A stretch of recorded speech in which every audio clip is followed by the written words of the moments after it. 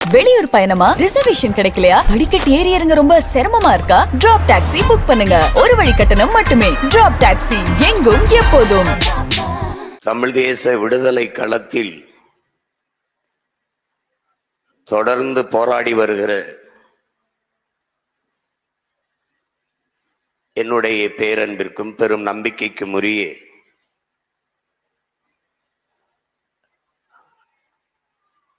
உடன் பிறந்தார்களே, உங்கள் அனைவருக்கும் என்னுடைய அன்பும் வணக்கமும்.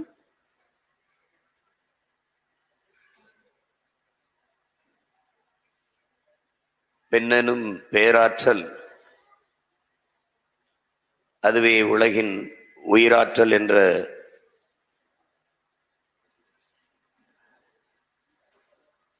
நிலைப்பாட்டை நாம் முன்னிறுத்தி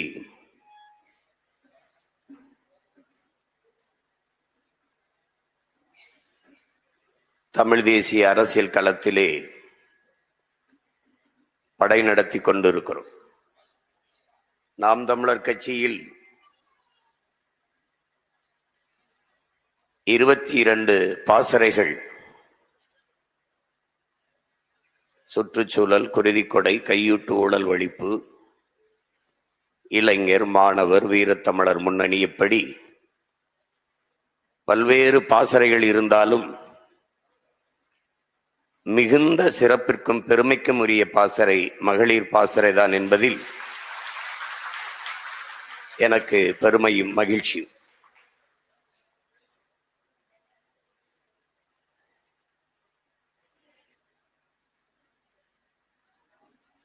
எனது அன்பு உடன் பிறந்தார்களே, என்னுடைய நம்பிக்கைக்குரிய என் தங்கைகளே,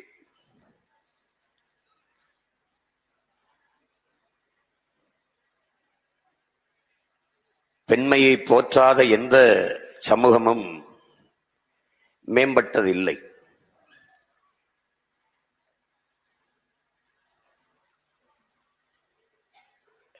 பெண் விடுதலை, பெண் உரிமை, பெண் பாதுகாப்பு என்பதெல்லாம் மண் உரிமைதான், மண் விடுதலைதான், மண் பாதுகாப்பு தான். பெண்ணின் பாதுகாப்பு தான் மண்ணின் பாதுகாப்பு. பெண்ணின் விடுதலை தான் மண்ணின் விடுதலை. அதைத்தான் நம் உயிர் தலைவன் பெண் விடுதலை இல்லையே மண் விடுதலை இல்லை என்ற தத்துவ நிலைப்பாட்டை கொண்டு களத்திலே பெண்களை இறக்கினர். இங்கே பேசிய தங்கைகள் எல்லாம் அந்த பெண்ணை இவர்கள் எப்படி வர்ணித்தார்கள், எப்படி பார்த்தார்கள் என்றெல்லாம் எடுத்து சொன்னார்கள். பூ, கவிதை, நிலா என்றெல்லாம். அங்குதான் நம் பாட்டன் பாரதி வந்தான், பெண்ணை நெருப்பாக்கினான். அவன் பேரன் என் தலைவன் நம் தலைவன் வந்தான், பெண்ணை புலியாக்கினான்.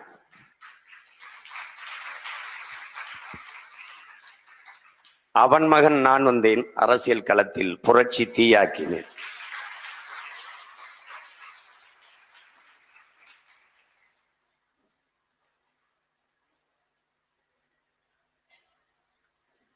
ஆணுக்கு பெண் சமம் என்ற கோட்பாட்டை தகர்த்து தங்கை சத்யா கூட சொன்னார்கள். நம்முடைய பாட்டன் பாரதி ஆணுக்கு பெண் நிகரான கொள்கைன்னா, கற்பு நிலையாம் என்று சொல்ல வந்தார், கற்பு நிலை என்று சொல்ல வந்தார். இரு கட்சிக்கும் அதை பொதுவில் வைப்போம் என்றான் பாரதி. ரெண்டு சமம்தான்ட்டான். அதை தகர்த்தோம். ஆணுக்கு பெண் சமம் அல்ல, ஆணும் பெண்ணும் சமம் என்ற கோட்பாட்டை முன்னிறுத்தினோம். நம்ம தமிழ்ச்செல்வி அவர்கள் சொன்னார்கள், எப்படி தம்பிக்கு இது தோன்றியதுன்னு. உலகத் தமிழ் பேரினம் போற்றுகிற தம்பி ஒருவர் இருக்கிறார், நம் தலைவன் பிரபாகரன்.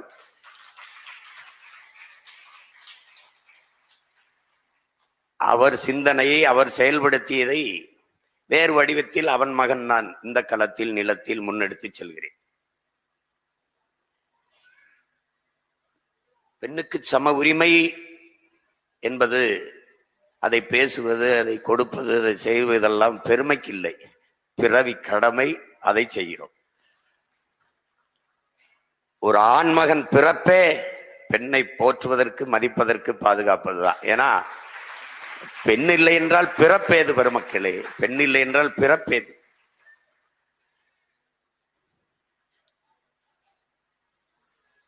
உலகிலே பல்வேறு பேர் அறிஞர்கள்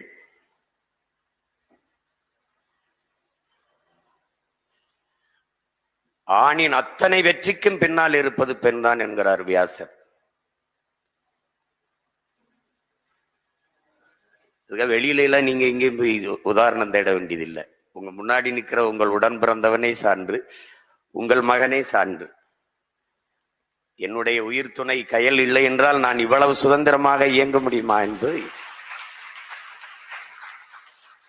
எல்லாத்திலையுமே ஒழுங்கு பார்க்கக்கூடிய நான் ஒழுங்கா இருக்க மாட்டேன். துணியை கலைக்காம எடுக்க தெரியாது. புத்தகத்தை படிச்சுட்டு அங்கங்க போட்டுடுவேன். அதை எடுத்து அடுக்கி வச்சு, அந்த துணியை எடுத்து வச்சு, பெரிய சண்டை வீட்டுல நடக்கிறதே எனக்கு சின்னவன் மாவீரனுக்கும் தான். பெரியவன் என்னை மாதிரி தான் குலைச்சு போடுவான். அவன் எதையும் அடுக்கி வைப்பான், நான் எதையும் கலைச்சு போடுவேன். அவன்கிட்ட இருந்து கத்துக்குறங்கன்ட்டு. அப்ப நீ துணி எல்லாம் பேசினாலும், எல்லாம் பேசுறதான் சரி, துணியை கலைக்காம எடு பார்ப்போம். ஒரு தடவை எடுத்து விடு பார்ப்போம். வீட்டை கயல் பார்த்து கொள்ளும் அப்படிங்கிறதுனால எனக்கு கொடுத்த அந்த சுதந்திரத்தாலதான் உங்க பிள்ளை தொடர்ச்சியா களத்துல என்னை கேட்கிறாங்கல்ல, எப்படா இருக்கிறாய். அதனால நான் இயங்குறேன்னா அது கயல் கொடுத்த சுதந்திரம் தான். அப்படித்தான் என்னுடைய இங்க இருக்கிற என் தம்பிமார்கள் எல்லாரும் வீட்டில் அனுமதிச்சதுனாலதான் அப்படித்தான் என்ன நடக்குது. இங்கே நபிகள் சொர்க்கத்தை எங்கே தேடிக்கொண்டிருக்கிறீர்கள்? அது உங்கள் தாயின் காலடியில் இருக்கிறது என்கிறார்கள். ஆபிரகாம் லிங்கன் சொல்றான், நான் இதுவரை பெற்ற வெற்றிக்கும் இனிமேல் பெறப்போகிற வெற்றிக்கும் காரணம் என் தாய் தான் என்று சொல்றார் ஆபிரகாம் லிங்கன். உலகத்தின் ஒட்டுமொத்த செல்வத்தையும் ஒரு தட்டுல வச்சு, ஒரு தாயின் பேரன்பை ஒரு தட்டுல வச்சா, அந்த தாயின் பேரன்பு இருக்கிற தட்டு தாண்டா தாழ்ந்து இருக்குங்கிறான். அது சொல்றான், உன்னை பார்த்து உலகத்துல நீ எவ்வளவு வளர்ச்சி அடைந்தாலும், எவ்வளவு வெற்றி பெற்றாலும், எவ்வளவு புகழை தொட்டாலும், எவ்வளவு உயரத்திற்கு போனாலும், உன்னை பார்த்து பொறாமைப்படாத ஒரே ஒரு உயிர் உலகத்தில் உண்டென்றால் அது உன்னை பெற்ற தாய்தான் என்று. அந்த தாயை போற்றாது வேற என்ன பிறப்பில் பெருமை இருக்கு, பயன் இருக்கு? சொல்லுங்க பாப்போம். நாங்கள் 117 இடம் சம வாய்ப்பு கொடுக்கிறது என்பது பெருமைப்பட்டுக் கொள்ளல, எங்கள் பிறப்பை பெருமைப்படுத்த, அதுக்கு கடமையை செய்யதான். அதனால செங்கொடி குறியீடா வச்சிருக்க பறையோட நிக்கிற அந்த படத்தை குறியீடா வச்சது அது சாதி பறையல்ல, ஆதி பறை. அதை அடித்து பகை முகத்தில் அறை என்பதை சொல்வதற்கு தான் அதை வச்சிருக்கு. ஒரு வீர மரத்தி அண்ணன்மார்கள் 3 பேர் உயிரை காக்க தன்னுயிரை கொடுத்தவள், தனலுக்கு தன்னுடலை தின்ன கொடுத்தவள். எல்லோரும் மறந்து போயிருக்கலாம், ஆனால் மான தமிழ் மக்கள், தமிழ் பிள்ளைகள் நாம் மறக்க முடியாது. அதனால்தான் மகளிர் பாசறையின் எழுச்சி குறியீடாக தங்கை செங்கொடியை ஏந்தி பயணிக்கிறோம்.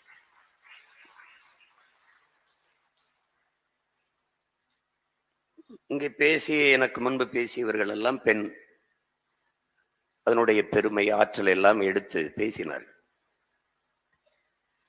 உங்களுக்கு வெளியில் வேற நிலத்தில், வேற களத்தில், வேற இனத்தில் வரலாற்று சான்றுகள் முன்மாதிரி எல்லாம் தேவையில்லை. நம்ம இனத்தில் உலக வரலாற்றில் இப்படி ஒரு பெண்மகள் இருந்திருப்பாளா என்று எண்ணுகிற அளவிற்கு நம்முடைய வீர பெரும்பாட்டி வேலு நாச்சியார் வாழ்ந்திருக்கிறார்கள் என்பது மிகுந்த பெருமைக்குரியது. அந்த பரம்பரையில் நாம் வந்திருக்கிறோம் என்பது நம் ஒவ்வொருவருக்கும் திமிரும் பெருமையும். அதை நீங்க புரிஞ்சுக்கணும்.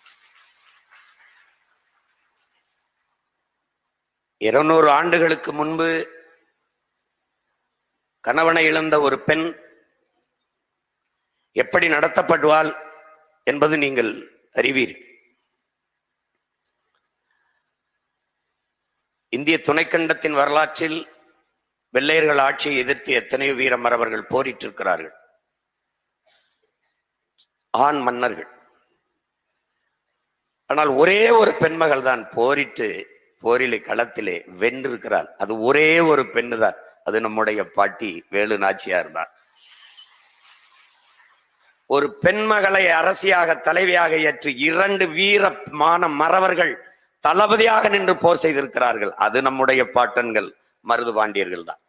ஏன் இந்த பொம்பளை பின்னாடி போய் நம்ம என்னடா சண்டை போடுறது? இல்ல, நம் வீர மாதா ராஜா மாதா என்று வேலு நாச்சியாரை முன்னிறுத்தி மானமிக்க மறவர்கள், வீர மறவர்கள் நம்முடைய பாட்டன்கள் போரிட்டு களத்திலே வென்று மறுபடியும் இழந்த நிலத்தை மீட்டி முடிசூடியவள் மான மரத்தி நம்முடைய பாட்டி வேலு நாச்சியார் என்பதை என்னரும் தங்கைகள் மறந்து விடக்கூடாது. அந்த பெருமை, அந்த ரத்தம், அந்த பரம்பரை, அதில் வந்தவர்கள் நாம் என்கிற நிமிர்வு நமக்கு இருக்கணும். அதே வழியில்தான்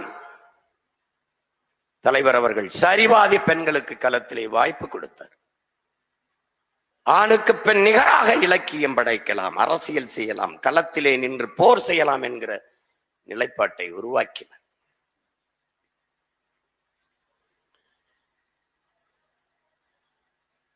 பெண் பிள்ளைகள் பயிற்சி செய்கிற காணொளி எல்லாம் இருக்கு. நீங்க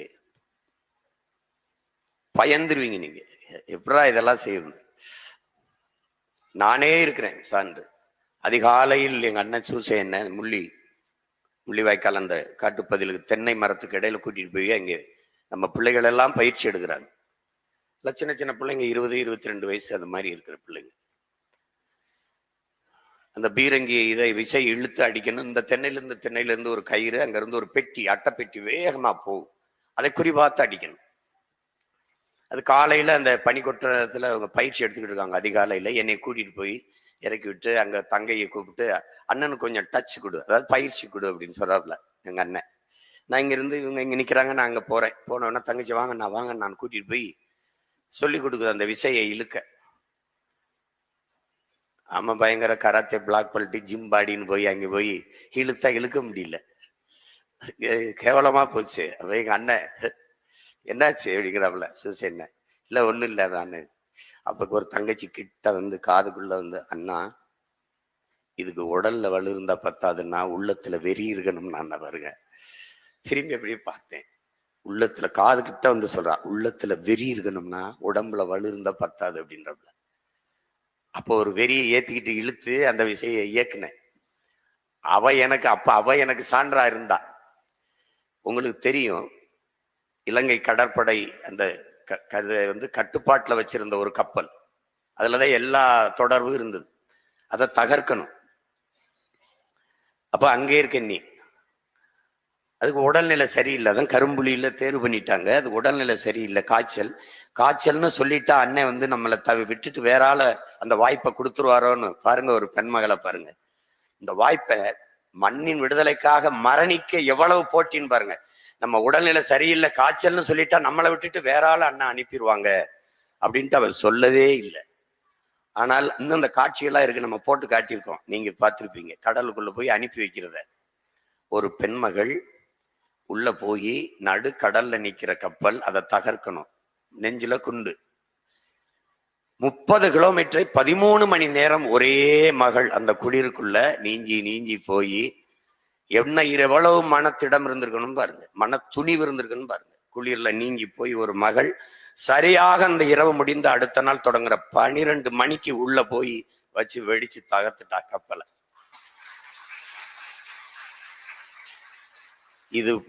இது மாதிரியான ஒரு செயலை ஒரு மான தமிழ் மகள் அங்கையர் கண்ணி என்கிற வீர மரத்தி செஞ்சிருக்கான்னா, அவ வம்சத்துல வந்துட்டு இப்ப நம்ம தயங்கினா எப்படி இருக்கு? இது வெறும் உணர்வை கொடுக்கறதா, உயிரை கொடுக்கறது ஒண்ணும் இல்லை. நாங்கள் தமிழர்கள் என்ற அந்த தன்மான இனமான உணர்வை கொடுக்கறதா, கொடுத்து ஒன்றிணையணும். நம்முடைய தாத்தா தேவினைய பாவானார் வென்றாக வேண்டும் தமிழ்னாரு, அவன் பேர வந்த அதற்கு ஒன்றாக வேண்டும் தமிழர் என்ற முழக்கத்தை வச்சேன். ஆனால் அம்பேத்கர் அதிகாரம் மிக வலிமையானதுன்னாரு. நாம் பின்னாடி போய் அதை அடைந்து விட்டால் அனைத்தும் எளிமையானது என்ன, எளிதானது என்ன, அவ்வளவுதான். அதிகாரம் வலிமையானது, அந்த அதிகாரம் எம் மக்களுக்கானது. அந்த கோட்பாட்டை பின்னாடி நாம் இணைத்துக் கொண்டோம்.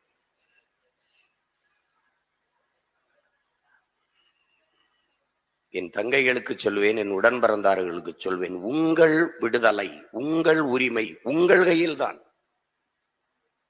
உங்கள் மூச்சு காற்றை நீங்கள் தான் சுவாசிக்கிறீர்கள், உங்கள் உணவை நீங்கள் தான் எடுத்து உண்கிறீர்கள். அப்படி உங்கள் உரிமையை, உங்கள் விடுதலையை நீங்கள் தான் போராடி பெற வேண்டும். அதற்கான களம் ஒன்றுதான் இருக்கிறது நம்மிடத்தில், அரசியல் களம், அரசியல் விடுதலை. அது ஒண்ணுதான் இருக்குது. அதனால ஒப்புக்கு ஒரு 2 இடங்கள சரியாக 117 இடம் கொடுக்கிறோம். இங்க தேர்வுல சும்மா இங்கேயே இருக்கிற தங்கைகளுக்கு நிறைய பேருக்கு நம்ம வாய்ப்பு கொடுக்க முடியல, அண்ணன் இந்த வாய்ப்பு தரேன்னு வருத்தம் இருக்கலாம். ஆனாலும் யாருக்கு கொடுக்கப்படுகிறது? இன்னொரு தங்கைக்கு தேர்வு செய்து இங்கே நமக்கு இருக்கிற சிக்கல் நீங்க நல்லா கொஞ்சிக்கணும். சமூக பிரதிநிதித்துவமும் முக்கியம், கல்வி தகுதியும் முக்கியம். தன் எண்ணத்தை வெளிப்படுத்தும் கண்ணாடிதான் பேச்சு. அந்த தடையின்றி தன் தமிழை எடுத்து தன் கருத்தை கடத்துகிற ஆற்றல் இருக்கா, அதையும் பார்க்கணும். எல்லாவற்றையும் பார்த்து பெரும்பான்மை சமூகத்துக்கும் கொடுக்கணும், விட்டுறக்கூடாது. பாரு, அவன் கட்சி நடத்தி நம்ம சாதிக்கு சீட்டு கொடுக்கலன்னு ஆரம்பிச்சு விட்டுருவான். நம்ம கிட்ட சிரிப்பான், உள்ள போய் பார்த்தீங்களா தமிழன்ட்டு நம்மளுக்கு கொடுக்கலவே, அவன் அந்த சாதிக்கு கொடுப்பான், அந்த சாதிக்கான கட்சியும்பா. 15 ஆண்டுகளா கொஞ்ச நெஞ்ச பாடா நம்மளை படுத்திருக்காங்க. அப்ப எல்லாவற்றையும் சரி பார்க்கணும். நிராகரிக்கப்பட்ட தமிழ் சமூகங்கள் இருக்கு, புறக்கணிக்கப்பட்டது.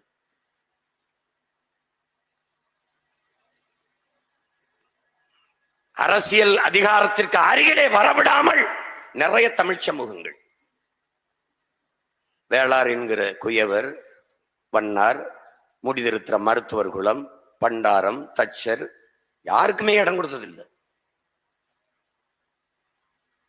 அப்ப தமிழ் தேச அரசியல் என்று, தமிழனுக்கான இன விடுதலைக்கான அரசியல் என்று வருகிற நாம் அதை கொடுக்கலைன்னா கட்சி பயனற்றது. அப்ப அதை என்ன செய்யறோம்? தேடி தேடி தேடி தேடி அந்த வாய்ப்பை நம்ம கொடுக்கிறோம். எப்படி கொடுக்கிறோம்? இங்க வேளார் குடியில ஒரு 10 வீடு இருக்கு, இந்த 10 வீட்டுக்கார ஓட்டு போட்டு வெல்ல முடியாது.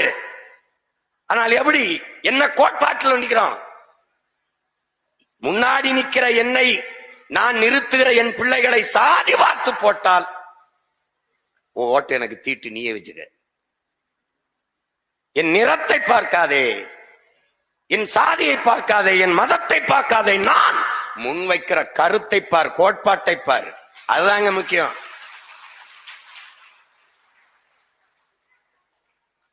சாதியாக நின்று சாதித்தவன் எவனும் இல்லை, இங்க எவனுமே கிடையாது. ஒரே சாதி மொத்தமும் வாக்கு செலுத்தி வென்றது கிடையாது தொகுதியை.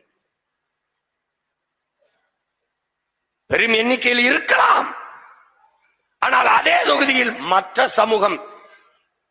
சமூகம் யாருக்கு வாய்ப்பு தருகிறதோ, ஆதரவு கொடுக்கிறதோ, அப்போதான் வெற்றியை தொட முடியும். இதாங்க உண்மை. இப்ப சான்று, நான் ஒரு தொகுதியில் ஒரு மறவர் அவர் கொடுக்கணும், மறவர் குடிக்கு நிறுத்துறேன், அதை கல்லறன்னு நிறுத்துறேன், அல்லது நாடாருக்கு நிறுத்துறது, கோனாருக்கு நிறுத்துறேன், முத்தரையரை நிறுத்துறேன். வெறும் எல்லாரும் முத்தரையை தான் போடுவாங்க. அப்ப எப்படி வெல்வது? எந்த முத்தரையரோட, எந்த கல்லரோட, எந்த மறவரோட, எந்த படையாட்சியோட, எந்த தேவேந்தரோட மற்ற சமூகங்கள் இணையுதோ அங்கதான் வெற்றி இருக்குது.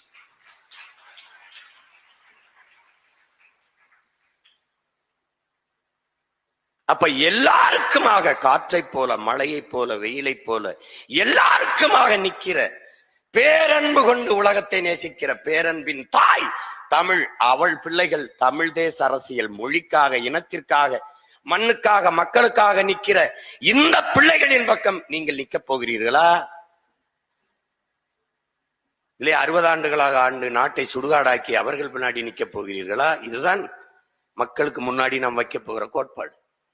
என்ன நிலைப்பாட்டை நீங்கள் எடுக்க போகிறீர்கள்?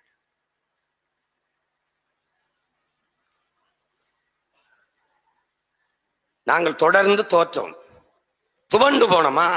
இல்லை. யாரிடம் தோற்றம்? என் தாயிடத்தில், என் தங்கையிடத்தில், என் அப்பனிடத்தில், என் சித்தப்பனிடத்தில் தோற்றம். யாருக்காக? அவர்களுக்காகவே போராடி அவர்களிடத்திலே தோற்றம்.